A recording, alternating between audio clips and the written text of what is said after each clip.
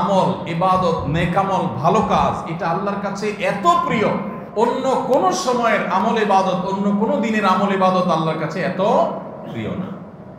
জিলহজের প্রথম দশকের এত মর্যাদা কেন বেশি ভাই? ইসলামের যে মৌলিক ইবাদতগুলো আছে প্রায় সব মেইন সব ইবাদতগুলোর সমাহার এই দশকে আপনি খুঁজে পাবেন, এমনকি রমজানেও পাবেন না সব। এই দশক যে মর্যাদার দশক যায়, ফজিলতের দশক যায়, ইবাদতের দশক যায়, জিকিরের দশক যায়, তাকবীরের দশক যায়, নফল রোজার দশক যায়, ধারণাই নাই আমাদের।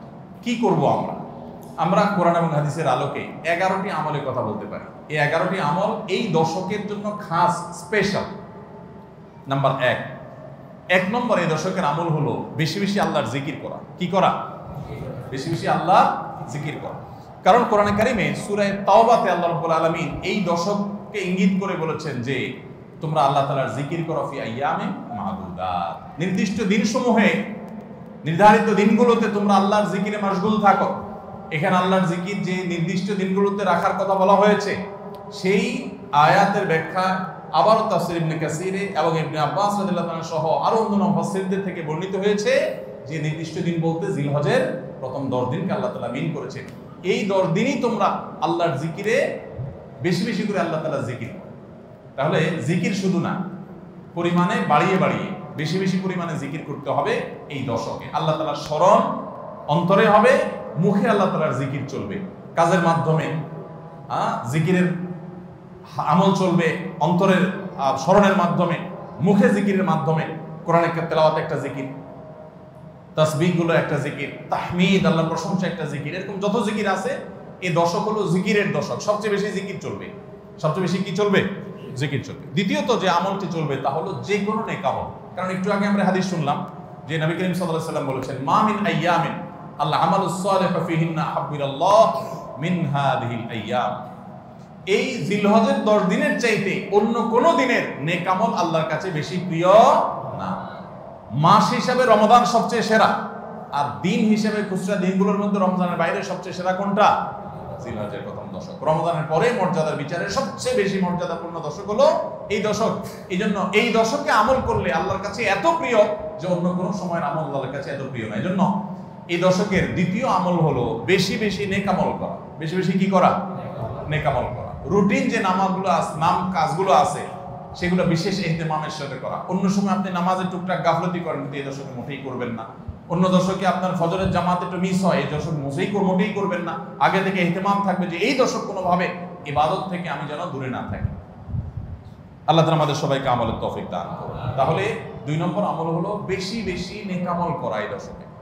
রুটিন নেক আমলগুলো যেগুলো সবসময় করতে হয় এগুলোকে বিশেষ ইহতিমামের সাথে করা, আর আরো নফল আমল বাড়িয়ে বাড়িয়ে করা। আপনি অন্য সময় কোরআন তেলাওয়াত খুব বেশি করতে পারেন না, এই দশকে কোনো অবস্থাতে ছাড়বেন না। অন্য সময় তাসবিহ তেলাওয়াত খুব বেশি হয় না, এই দশকে কোনো অবস্থায় ছাড়বেন না। অন্য সময় নামাজে খুব বেশি খুশু ধরে রাখতে পারেন না, এই দশকে চ্যালেঞ্জ থাকবে যে ধীরস্থিরতার সাথে মনোযোগের সাথে নামাজ পড়ব। এভাবে নেক আমলের কসরত করতে থাকবেন আল্লাহর প্রিয় পাত্র হওয়ার পথে। আমরা এগিয়ে যেতে চাইলে এই দশক, এই 10টা দিন আমাদের জন্য বিরাট বড় একটা সুযোগ। আল্লাহ আমাদের সবাইকে তৌফিক দান করুন। 3 নম্বর, এই দশকের করণীয় হলো সকল গুনাহ থেকে অন্য সময়ের চাইতে এই সময়টাতে বেঁচে থাকার জন্য বেশি সচেষ্ট থাকা। গুনাহ তো 12 মাসই আমরা করব না, কিন্তু এই দশক গুনাহ না করার ব্যাপারে চেষ্টাটা একটু বেশি থাকবে। কারণ আপনারা সূরা তাওবার একটা আয়াত শুনেছেন, আল্লাহ রাব্বুল আলামিন সম্মানিত 4 মাসের আলোচনা করে বলেছেন যালিকাদ দীনুল কাইয়্যিম ফালা তাযলিমু ফিহিন্না আনফুসাকুম। এই সম্মানিত মাসগুলোতে তোমরা নিজের প্রতি নিজে অবিচার করিও না। ভাইরা আমার, তার মানে যে সময়টাতে আল্লাহর নৈকট্য লাভের সুযোগ, ওই সময়টাতে যদি কেউ পাপাচারে লিপ্ত হয়, এর চেয়ে পাপিষ্ঠ আর কে আছে? এই জন্য আল্লাহ রাব্বুল আলামিন আমাদেরকে দরদের সাথে বলছেন, ভাষা খেয়াল করেন, ফালা তাযলিমু ফিহিন্না আনফুসাকুম, তোমরা নিজের পায়ে নিজে কুঠারাঘাত করিও না। এই 10 দিন না, শুধুমাত্র এই পুরো সম্মানিত 4 মাস, সম্মানিত 4 মাসের ভিতরে টানা 3টা মাস চলছে, জিলকদ, জিলহজ, মুহররম, আর একটা হলো রজব মাস, রমজান আগের মাস। তাহলে সম্মানিত 4 মাসের মধ্যে এই 10টা দিন আবার বিশেষ মর্যাদাবান। অতএব এই আয়াতটা এখানে আরো বেশি ফিট হবে, অর্থাৎ পাপাচার থেকে বাঁচার জন্য আলাদা কসরত থাকবে। অন্য সময় আমি গুনাহের কাজ করলেও এই দশকে কোনো অবস্থাতে আল্লাহর নাফরমানি করব না। আল্লাহ আমাদের সবাইকে বেঁচে থাকার তৌফিক দান করুন।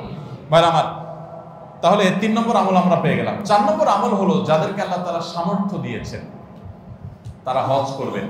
এই দশক হজের আমলের মাস, আমলের দশক, এই দশকেই তো হজ হবে। অতএব যাদের তৌফিক দিয়েছেন আল্লাহ তাআলা তারা কি করবেন? হজ করবেন। এটা এই দশকের আমল। এটা হলো 4 নম্বর আমল। 5 নম্বর আমল হলো যাদেরকে আল্লাহ সামর্থ্য দিয়েছেন তারা এই দশকে কোরবানি করবেন। কারণ কোরবানি এমন একটা আমল, নবী করিম সাল্লাল্লাহু আলাইহি সাল্লাম মদিনা হিজরত করেছেন, এরপর থেকে প্রতি বছরে তিনি কি করেছেন?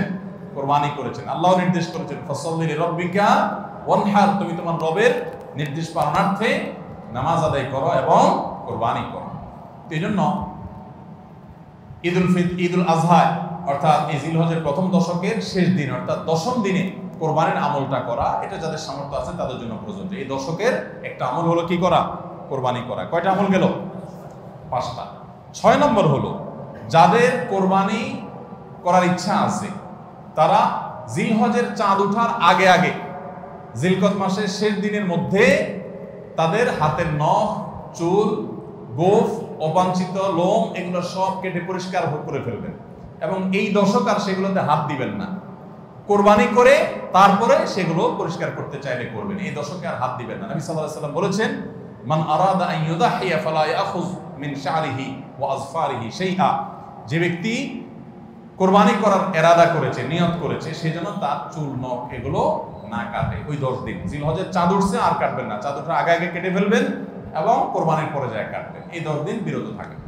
তবে অন্য আরো বিভিন্ন রিওয়ায়াত থেকে, বর্ণনা থেকে বোঝা যায় যে এই আমলটা শুধু যিনি কোরবানি করবেন তিনি নন, যিনি কোরবানি করবেন না, কোরবানি করার সামর্থ্য নাই, তিনি এই আমল করতে পারেন, তাহলে আল্লাহ তাআলা তাকে কোরবানি করার সওয়াব দান করবেন।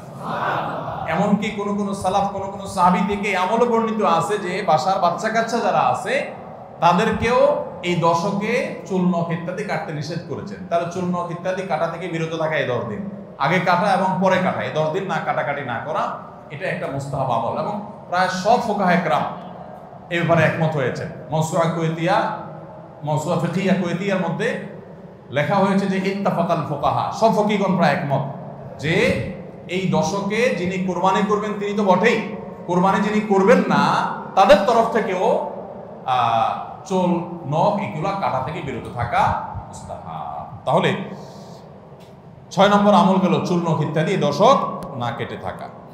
7 নম্বর আমল হলো এই দশকে বেশি বেশি তাকবীর পাঠ করা। এটা তাকবীরে মুতলাক বলা হয়, সাধারণ তাকবীর। আল্লাহু আকবার, আল্লাহু আকবার, লা ইলাহা ইল্লাল্লাহু, আল্লাহু আকবার, আল্লাহু আকবার ওয়ালিল্লাহিল হামদ। এই তাকবীরটা হলো মিন শাআইরিল ইসলাম, এটাকে আমরা করতে পারি। ইসলামের যে নিদর্শনগুলো আছে সেগুলোর মতো করে এই তাকবীরটা আমরা পাঠ করব। এমন ভাবে পাঠ করব যে অলিতে গলিতে, রাস্তাঘাটে সব জায়গায় তাকবীরের ধ্বনি চলতে থাকবে, কারণ ডিস্টার্ব করে না, মৃদু কণ্ঠে সব জায়গায় গুনগুনিয়ে আমাদের মুখ থেকে তাকবীর চলবে।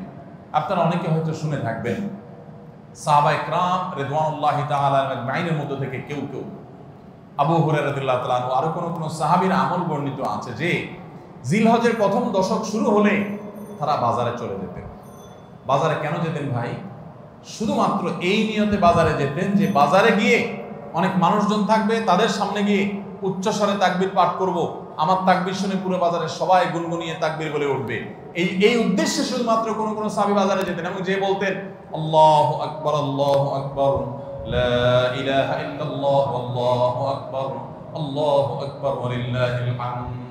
আমাদের বাসা বাড়ি, আমাদের ব্যবসা প্রতিষ্ঠান, আমাদের শিক্ষা প্রতিষ্ঠান, আমাদের চিন্তা চেতনা, মন, মগজ, দেহ, মস্তিষ্ক সবকিছু ইবলিস নানাভাবে আমাদেরকে প্রভাবিত করে রাখছে।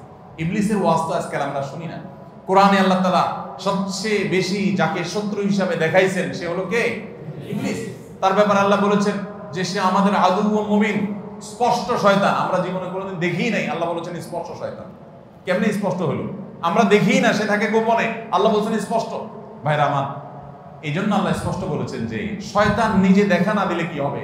শয়তানের শয়তানি সারাক্ষণ আমাদের চোখের সামনে ভাসে, চতুর্দিক থেকে শয়তানি আমরা দেখি না?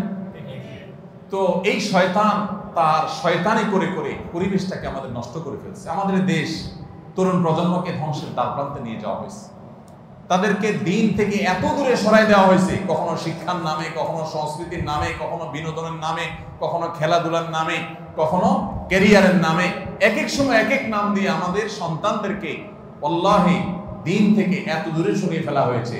আমরা অনেকে এখনো আঁচ করতে পারছি না। ভয়াবহতা কোথায় গিয়ে ঠেকেছে অনেকে অনুমান করতে পারছি না। সমাজ থেকে শয়তানের এই সমস্ত শয়তানের প্রভাব দূর করবার জন্য জিলহজের প্রথম দশকে অলিতে গলিতে রাস্তাঘাটে বাসা বাড়িতে ব্যবসা প্রতিষ্ঠানে সব জায়গায় তাকবীর ধ্বনি উচ্চারিত করতে থাকেন। এই তাকবীর ধ্বনি নীরবে না, সশব্দে, সশব্দে বলতে মানুষকে ডিস্টার্ব করে না, যতটুকু মানুষ সহনীয় হয় মৃদু কণ্ঠে এই তাকবীর গুনগুনিয়ে আমরা গাইতে থাকবো, আওয়াজ করে করে বলতে থাকবো, সর্বত্র এটি ধ্বনিত হতে থাকবে। এই আন্দোলনটা আমার প্রত্যেকটা একটু করতে হবে। রাজি আছি তো ইনশাআল্লাহ? ভাইরা আমার, বাজারে গিয়ে, চায়ের দোকানে, মাছের বাজারে বা খুব জমজমাট বাজারে গিয়ে যদি আপনি হঠাৎ করে তাকবীর দিয়ে উঠেন, আল্লাহু আকবার, আল্লাহু আকবার, লা ইলাহা ইল্লাল্লাহ, আল্লাহু আকবার, আল্লাহু আকবার, ওয়ালিল্লাহিল হামদ, কত মধুর কণ্ঠে এই তাকবীর পাঠ করা যায়। আল্লাহু আকবার, আল্লাহু আকবার, আল্লাহ সবচেয়ে বড়, আল্লাহ সবচেয়ে বড়, লা ইলাহা ইল্লাল্লাহ, আল্লাহ ছাড়া সত্যিকারের কোনো মাবুদ নাই, লা ইলাহা ইল্লাল্লাহ, আল্লাহু আকবার, আল্লাহ বড়, ওয়ালিল্লাহিল হামদ, আল্লাহ বড়, আল্লাহ বড় এবং তার জন্য সমস্ত প্রশংসা। ভাইরা আমার, আল্লাহর বড়ত্ব এটা বলতে গিয়ে আজকাল আমাদের অনেকের হেজিটেশন হয়, আমাদের অনেকের মধ্যে ইতস্তত বোধ হয় যে মানুষের সামনে যায় বলবো, একা একা বলি ঠিক আছে, মানুষের সামনে আবার বলবো কেমন লাগে। এগুলো আমাদের ইমানের দুর্বলতার দলিল। আমার আল্লাহর বড়ত্ব বর্ণনা করতে আমার মধ্যে ইতস্তত বোধ যদি হয়, তো আমার যদি নিমুখার আমার কে আছে আল্লাহর জমিনে? আমি কত আল্লাহ নিমুখ হারাম যে আমি সারাদিন আল্লাহ নিয়ামতের ভিতরে ডুবে আছি, আল্লাহর বড়ত্বটা জোরে বললে কে কি মনে করবে, আমি এই চিন্তা করছি। তো আমরা ইনশাআল্লাহ এই অচল আয়তন ভাঙবো তো? আমরা ইনশাআল্লাহ এই হীনমন্যতা, এই ইতস্ততা দূর করবো তো ইনশাআল্লাহ? ভাইরা আমার, টার্গেট করে করে বাসায় যাওয়ার সময় মোবাইলে অ্যালার্ম দিয়ে দিয়ে লিখে লিখে রিমাইন্ড করে করে তারপরে আমল করব। মনে থাকবে তো ইনশাআল্লাহ? যেখানে মানুষ আছে একটু জোরে জোরে তাকবীর পাঠ করবো। বাসায় ঢোকার সময় জোরে জোরে পড়তে পড়তে ঢুকবেন, যাতে বাসার সবাই তাকবীর দিয়ে উঠে। হঠাৎ মনে হবে একটু জোরে জোরে করবেন, যাতে সবাই তাকবীর দিয়ে উঠে। পুরো পরিবেশটাকে সেভাবে করবেন। আমি আমার বাসায় এই দশক আসলে সাধারণত মৃদু কণ্ঠে ভলিউমের সবসময় তাকবীরটা চালু করে রাখি, যাতে সবাই মনে হয়। অফিসে কম্পিউটারে এটাকে মৃদু কণ্ঠে চালু করে রাখি, অন্যান্য কাজ করতে থাকে, এই আওয়াজ চলতে থাকে, যাতে করে যে আসে সে দেখে তার মনে হয় সে আমলটা করতে পারে। আমরা এই আমলটা চিন্তা করবো তো ইনশাআল্লাহ? যদি আপনি বাজারে গিয়ে তাকবীর বলেন, আমাদের সমাজের যে অবস্থা, যে অবক্ষয়, দ্বীনি চেতনা দিন দিন যেভাবে হারিয়ে গেছে, আপনার তাকবীর শুনে হয়তো অনেকে হাসবে। হঠাৎ করে যখন বাজারে গিয়ে তাকবীর দিবেন জোরে জোরে, বলবে ব্যাপার কি? কেউ কেউ হয়তো ইশারা করতে, মাথায় হয়তো কোনো সমস্যা আছে। এরকম হতে পারে, হতে পারে কি পারে না?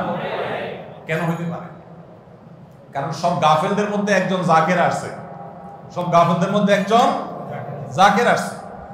যেখানে সবাই গাফলতিতে নিমজ্জিত, সেখানে একজন জিকিরকারী আসছে। এজন্য ওই গাফেলদের মধ্যে জিকিরকারী, একজন জিকিরকারী ব্যক্তিকে মনে হয় পাগল, অথবা তাকে বলা হয় যে আননোন। অথচ হওয়া দরকার ছিল মুসলমানদের সমাজে সবাই জাকের, এক দুজন গাফেল, আর আমরা সবাই হয়ে গেছি গাফেল। এই জন্য একজন জিকিরকারী হলে তাকে মানুষ কি করে? উপহাস করে, পাগল মনে করে। ওই যে কোন দেশে নাকি রাজাকে ভবিষ্যৎবাণী করা হয়েছে যে রাজা সাহেব, পাগলা পানি আসতেছে, পাগলা পানি, বন্যার পানিতে যে পানি আসবে এটাতে সব জায়গায় ছড়ায় যাবে, এটা পাগলা পানি, দেশে আর কোনো পানি থাকবে না, এই পানি সবাই খাইতে বাধ্য হবে।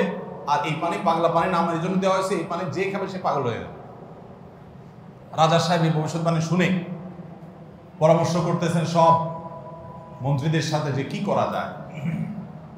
দেশের সব মানুষ পাগল হয়ে গেলেও আমার তো অন্তত ভালো থাকতে হবে, আমি পাগল হয়ে গেলে দেশ চলবে কেন?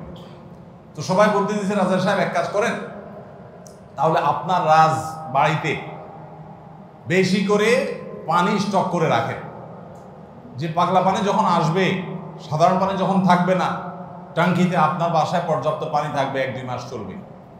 তো অন্তত আপনি ওই পানিগুলো খাইয়া ভালো থাকলেন, জনগণ সব পাগল হয়ে গেল, আপনি একটু সামলালেন।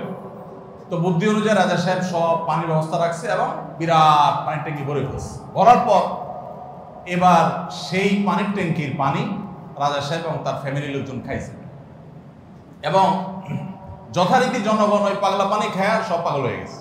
আর পাগল হয়ে সব কাপড় চোপড় খুলে ফেলছে। এখন সব পাগলরা এসে রাজবাড়ি ঘেরাও করে ফেলছে এবং সবাই মিলে বলতেছে, ওই দেখ কয়েকটা পাগল।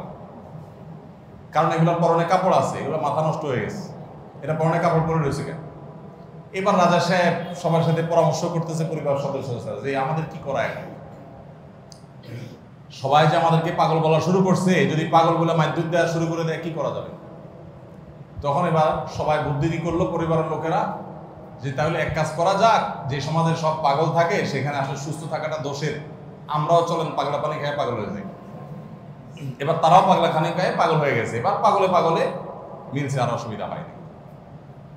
এই সমস্ত গল্প হয়তো এর কোনো বাস্তবতা নাই, কিন্তু এই গল্প বলার উদ্দেশ্য হলো যে যেই সমাজে মানুষ সব গাফেল হয়ে যায়, ফাসেকের পরিমাণ বেশি হয়ে যায়, সেই সমাজে একজন বাজারে গিয়ে যখন আল্লাহু আকবার তাকবীর ধ্বনি দিবে, তখন তাকে কিছু লোক পাগল বলাটা সমাজের মানুষের পাগল হওয়ার দলিল। পাগল হওয়া বলতে ফাসেক হয়ে যাওয়া, আল্লাহর জিকির থেকে দূরে সরে যাওয়ার দলিল। কেন বাজারে যায় যদি কেউ একটু গেয়ে উঠে, মনের সুখে কোনো একটা গান গেয়ে উঠে, তাকে তো কেউ অসুস্থ মনে করে না। তাহলে জিকির ক্ষেত্রে এরকম কেন হয়? আপনি যদি বাসে উঠে বলেন আল্লাহু আকবার লা ইলাহা ইল্লাল্লাহ আল্লাহু আকবার ওয়ালিল্লাহিল হামদ, প্রথম কারোর কাছে আনিজি লাগতে পারে। উঠার পর যদি আরেকজন পড়েন বলবে যে ভাই হাতে কোনো ব্যাগ ট্যাগ তো দেখা যাচ্ছে না, কিছু বেচবে নাকি, অকার টকার নেই কোনো। আপনি যদি যখন সুন্দর করে যারা অবাক হয়ে তাকাবে তাদের যদি বলেন ভাই এই দশকে আমাদের নবীজি বেশি বেশি করে উচ্চস্বরে তাকবীর পাঠ করতে বলেছেন, আপনারা তো সবাই মুসলমান, আপনাদের সবাইকে স্মরণ করানোর জন্য আমি জোরে জোরে করছি, আপনারা কেউ মনে কিছু নিয়েন না, বাস আলহামদুলিল্লাহ, তাইলে কেচ্ছা কত। তো আমরা এই আমলটা করবো তো ইনশাআল্লাহ, কঠিন আমল, কিন্তু এটাকে জিন্দা করতে পারলে সমাজে সর্বত্র যখন তাকবীরের ধ্বনি ভাসতে থাকবে শয়তান পালা যাবে ইনশাআল্লাহ সমাজ থেকে। ঘরে যখন সারাদিন তাকবীর ধ্বনি ভাসতে থাকবে শয়তান পালায় যাবে। আল্লাহ আমাদের সবাইকে আমলের তৌফিক দান করুন। জিলহজের প্রথম দশকে এই আমলটা সম্পর্কে নবী করিম সাল্লাল্লাহু আলাইহি ওয়াসাল্লামের ভাষ্য খেয়াল করেন। তিনি বলেছেন ফাকফিরু ফীহিন্না মিনাত তাকবীরি ওয়াত তাহলিলি ওয়াত তাহমিদ, জিলহজের প্রথম দশক যখন শুরু হয় তোমরা বেশি বেশি করে তাকবীর পড়ো, বেশি বেশি করে তাহমিদ পড়ো, বেশি বেশি করে তাহলিল পড়ো, অর্থাৎ আল্লাহু আকবার লা ইলাহা ইল্লাল্লাহ আল্লাহু আকবার লিল হামদ, এটা বেশি বেশি করে পাঠ করো, নবী সাল্লাল্লাহু আলাইহি ওয়াসাল্লাম নির্দেশ করেছেন। তাহলে কয় নম্বর আমল গেল? 7 নম্বর আমল, বেশি বেশি করে তাকবীর তাহমিদ তাহলিল পড়া। 8 নম্বর আমল হলো এই তাকবীর তাহমিদ তাহলিলটাই বিশেষভাবে পড়া। 7 নম্বরটা হলো সাধারণভাবে রাত দিন যতক্ষণ পারেন বেশি বেশি পড়বেন, কোনো সময় ফিক্স নাই, এবং 10 দিন ফুল। আর 8 নম্বর আমল হলো এই তাকবীরটাই নির্দিষ্ট সময়ে নির্দিষ্ট দিনগুলোতে বিশেষভাবে পড়া। সাধারণভাবে তো পড়বেনই, আর বিশেষভাবে পড়বেন। বিশেষভাবে কখন?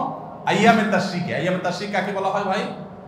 জিলহজের 9 তারিখ ফজরের পর থেকে নিয়ে জিলহজের 13 তারিখ আসর পর্যন্ত, জিলহজের 9 তারিখ ফজর থেকে নিয়ে জিলহজের 13 তারিখ আসর পর্যন্ত প্রত্যেক নামাজের পর সবাই যার যার জায়গা, পুরুষরা সরবে আর মা বোনরা বাসা বাড়িতে নীরবে তারা তাকবীর পাঠ করবেন। আল্লাহু আকবার লা ইলাহা ইল্লাল্লাহ আল্লাহু আকবার ওয়ালিল্লাহিল হামদ। প্রত্যেক নামাজের পরে একা একা পড়েন আর জামাতে পড়েন, সর্বাবস্থায়। জামাতে পড়লে ইমামের সাথে তাল মিলায় পড়তে হবে জরুরি না, প্রত্যেকে যার যারটা শেষে পড়বেন। মনে থাকবে তো ইনশাআল্লাহ। তাহলে 8 নম্বর আমল হলো আইয়ামে তাশরিক, অর্থাৎ জিলহজের 9 তারিখ থেকে 13 তারিখ পর্যন্ত প্রত্যেক নামাজের পরে তাকবীরগুলো জোরে জোরে পাঠ করতে থাকবো ইনশাআল্লাহ। 9 নম্বর আমল হলো জিলহজের 1 তারিখ থেকে 9 তারিখ পর্যন্ত এই 9 দিনই নফল রোজা রাখা। এই 9 দিনই নফল রোজা রাখা। এই 9 দিন নফল রোজা রাখা সম্পর্কিত একটা হাদিস পাওয়া যায়, এবং এই 9 দিনের নফল আমল সম্পর্কে মওসুআ ফিকহিয়া কুয়েত থেকে প্রকাশিত ফিকহ বিশ্বকোষ, সেখানে বর্তমান সময়ের সবচাইতে অথেন্টিক ফতোয়ার কিতাবগুলোর মধ্যে থেকে, প্রসিদ্ধ কিতাবগুলো থেকে একটা, ফতোয়ার কিতাবগুলো থেকে মওসুআ ফিকহিয়া কুয়েতিয়া, সেখানে লেখা হয়েছে যে ইত্তাফাকাল ফুকাহা, সমস্ত ফকিহগণ এবারে একমত যে জিলহজের প্রথম তারিখ থেকে 9 তারিখ পর্যন্ত এই 9 দিনই রোজা রাখা মুস্তাহাব। এই 9 দিন রোজা রাখা মুস্তাহাব।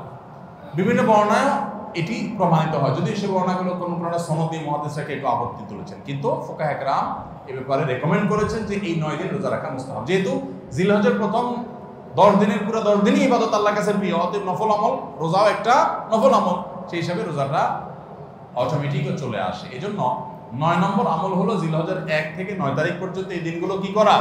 রোজা রাখা। 10 নম্বর আমল হলো স্পেশালি বিশেষভাবে আরাফার দিনে অর্থাৎ জিলহজের 9 তারিখে রোজা রাখা। জিলহজের 9 তারিখে কি করা? রোজা রাখা। প্রথম 9 দিন সাধারণ, আর বিশেষভাবে 9 তারিখের গুরুত্ব আরো বেশি, কারণ নবী করিম সাল্লাল্লাহু আলাইহি ওয়াসাল্লাম বলেছেন সিয়ামু ইয়াউমি আরাফা আহতাসিবু আলাল্লাহি আন ইউকাফিরা আস-সানাতাল্লাতী ক্বাবলাহা ওয়াল্লাতী বা'দাহা। আরাফাত দিনের রোজা অর্থাৎ জিলহজের 9 তারিখের রোজা, এই রোজার সম্পর্কে আল্লাহর কাছে আমার ধারণা, আল্লাহর প্রতি নবী সাল্লাল্লাহু আলাইহি ওয়াসাল্লাম বলছেন যে আমার ধারণা যে এই রোজার বিনিময়ে আল্লাহ তাআলা 1 বছর পূর্বের আর 1 বছর পরের অর্থাৎ আগামী 1 বছর এবং গত 1 বছরের গুনাহ আল্লাহ তাআলা মাফ করে দিবেন।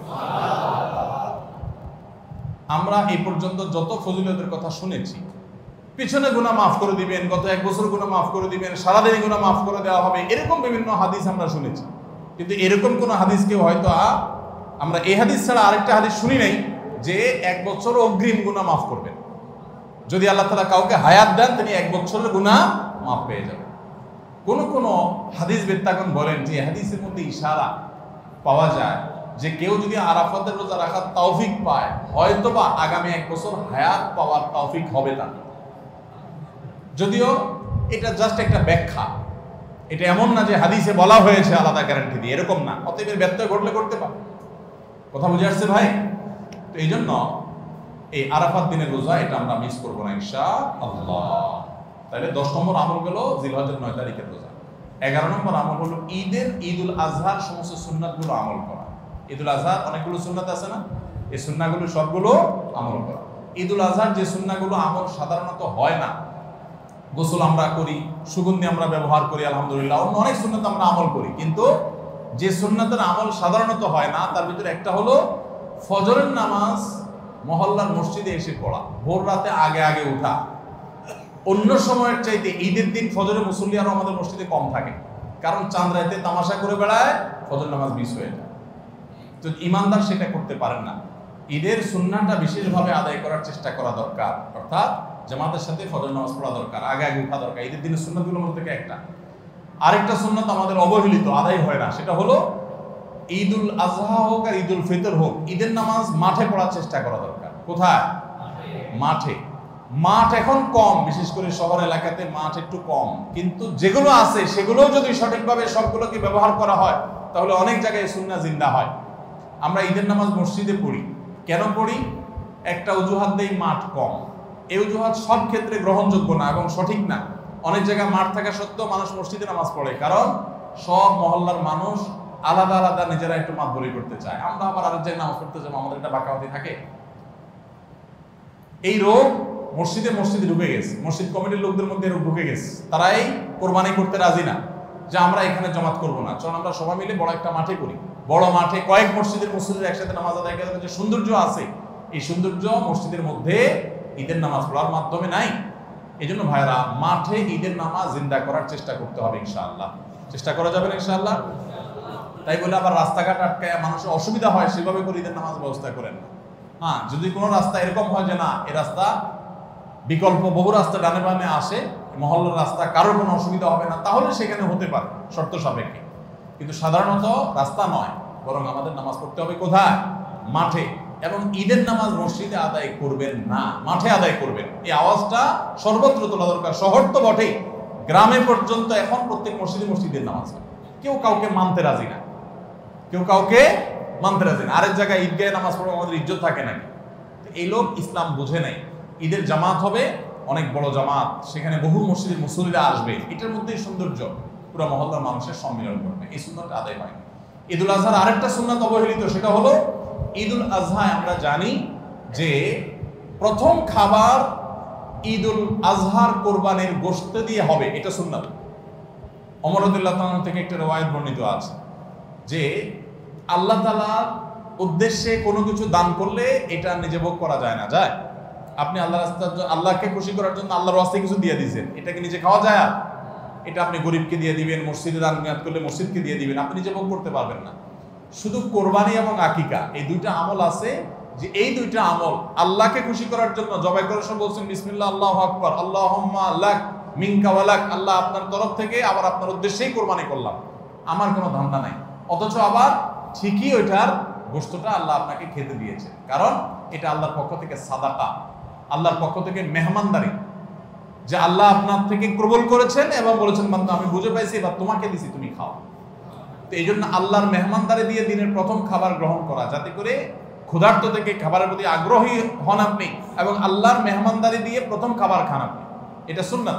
এই জন্য ঈদুল আজহার দিন আমরা কোনো কিছু না খেয়ে থাকবো, রাতে খেয়ে যে শোবো, এরপরে আর কোনো কিছু খাবো না, ঈদগাহে আসবো না খেয়ে, কোরবানির পশুর গোশত বানায়া রান্না করে ওইটা দিয়ে প্রথম খাবার খাবো ইনশাআল্লাহ। আল্লাহ তাআলা আমাদের সবাইকে এই সব সুন্নাহগুলো মেনে চলার তৌফিক দান করুন। তাহলে 11 নম্বর আমল হলো ঈদুল আজহার সব সুন্নাহগুলা পালন করা। আমরা আবারও এক নজরে বলি, জিলহজের প্রথম দশকের 11টি আমলের সর্বপ্রথম আমল বলেছি বেশি বেশি আল্লাহর জিকির করা। বেশি বেশি কি করা?